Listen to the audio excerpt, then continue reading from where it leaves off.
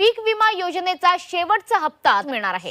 पंतप्रधान खरीप पीक विमा योजनेत 7,600 कोटी रुपयांचा एकूण विमा हप्ता कंपन्यांना देण्यात नमस्कार। येणार पीक विमा संदर्भात राज्य मंत्रिमंडळाची महत्त्वाची बैठक इथे संपन्न झाली आहे। पीक विमा कशा पद्धतीने भेटणार थोडक्यात पुढील प्रमाणे आपण थोडक्यात बघूया।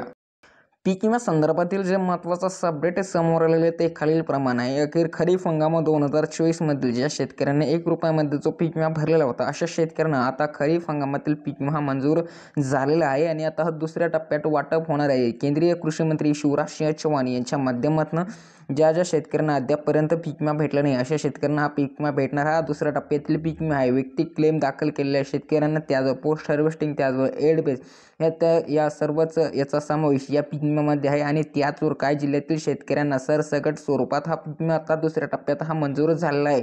तर यादी पुढील प्रमाणे जिल्ह्यांची आहे। थोडक्यात यादी आपण समजून घेऊया। तत्पूर्वी एक महत्त्वाचा अपडेट हे पण सांगू शकतो की ज्याप्रमाणे केंद्रीय कृषी मंत्री यांनी मागील ऑगस्ट महिन्यामध्ये जी घोषणा केली होती की थकीत पीक विमा देखील पुढील येत्या काळात लवकरच सप्टेंबर ऑक्टोबरच्या आत आम्ही तुम्हाला देणार आहोत। तर 1,600 कोटी रुपयाचं एकूण हे वाटप होणार आहे। तर हेच आपण सविस्तर अपडेट खालील प्रमाणे जाणून घेणार आहोत। तर याच्यामध्ये नंबर 1 चा जिल्हा आहे अमरावती, नंबर 2 आहे अहिल्यानगर, अकोला, उस्मानाबाद, अद्याप म्हणजे धाराशिव, छत्रपती संभाजीनगर, कोल्हापूर, गोंदिया, चंद्रपूर, जळगाव, जालना, ठाणे, धुळे, नंदुरबार, नागपूर, नांदेड, नाशिक, परभणी, पालघर तर या काही जिल्ह्यांचा याच्यामध्ये समावेश आहे। शेतकरी बांधवांनो आणि यांना भारताचा हा विमा पुढील 8 ते 10 दिवसाच्या कालावधीमध्ये प्राप्त होणार आहे अशी माहिती सध्याच्या स्थितीला केंद्रीय कृषी मंत्र्यांच्या माध्यमातून तथा जे की राज्य कृषी विभागाच्या माध्यमातून देण्यात येऊ लागलेली आहे। बरोबर कोणत्या पीक विमा कंपनीच्या माध्यमातून कोणत्या जिल्ह्यांना हा पीक विमा वाटप होणार आहे हे देखील थोडक्यात आपण इथे बघूया। तर नंबर 1 ची जी पीक विमा कंपनी ओरिएंटल इन्शुरन्स कंपनी आहे हिच्या माध्यमातून अहिल्यानगर, नाशिक आणि चंद्रपूर त्याचबरोबर सोलापूर, जळगाव आणि सातारा या जिल्ह्यांसाठी हा पीक विमा इथे वाटप होणार आहे।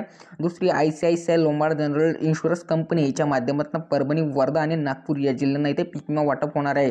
नंबर 3 ची कंपनी आहे नंबर 4 ची company universal Sompo general insurance company याच्या माध्यमातून जालना, गोंदिया आणि कोल्हापूर या जिल्ह्यांसाठी हा पीक विमा इथे वाटप होणार आहे। त्याचबरोबर नंबर 5 ची जी कंपनी युनायटेड इंडिया म्हणून एक कंपनी याच्या माध्यमातून नांदेड, ठाणे, रत्नागिरी आणि सिंधुदुर्ग त्याचबरोबर पुढची जी कंपनी आहे चोलामंडलम MS जनरल इन्शुरन्स कंपनीच्या माध्यमातून छत्रपती संभाजीनगर, भंडारा, पालघर आणि रायगड या जिल्ह्यांसाठी हा पीक विमा इथे वाटप होणार आहे। त्याचबरोबर पुढील कंपनी आहे भारतीय कृषी पीक विमा कंपनी याच्या माध्यमातून वाशिम, बुलढाणा आणि सांगली आणि नंदुरबार या जिल्ह्यांसाठी हा पीक विमा इथे वाटप करण्यात येणार आहे। त्याचबरोबर पुढची company HDFC Ergo general insurance company याच्या माध्यमातून हिंगोली, अकोला, धुळे आणि पुणे या जिल्ह्यांना हा पीक विमा इथे वाटप होणार आहे। त्याचबरोबर पुढील कंपनी आहे जनरल इन्शुरन्स कंपनी याच्या माध्यमातून रिलायन्स जनरल इन्शुरन्स कंपनी या कंपनीच्या माध्यमातून यवतमाळ, अमरावती आणि गडचिरोली या जिल्ह्यांसाठी हा पीक विमा इथे वाटप होणार आहे। पुढील company HDFC Ergo general insurance company याच्या माध्यमातून धाराशिव तथा मागील नामकरण होतं उस्मानाबाद या जिल्ह्यांसाठी होणार आहे। पुढील जे की नागपूर आणि बीड या जिल्ह्यांसाठी SBI जनरल इन्शुरन्स आणि भारतीय कृषी पीक विमा कंपनी याच्या माध्यमातून हे जिल्हे सर्व काही नेमण्यात आले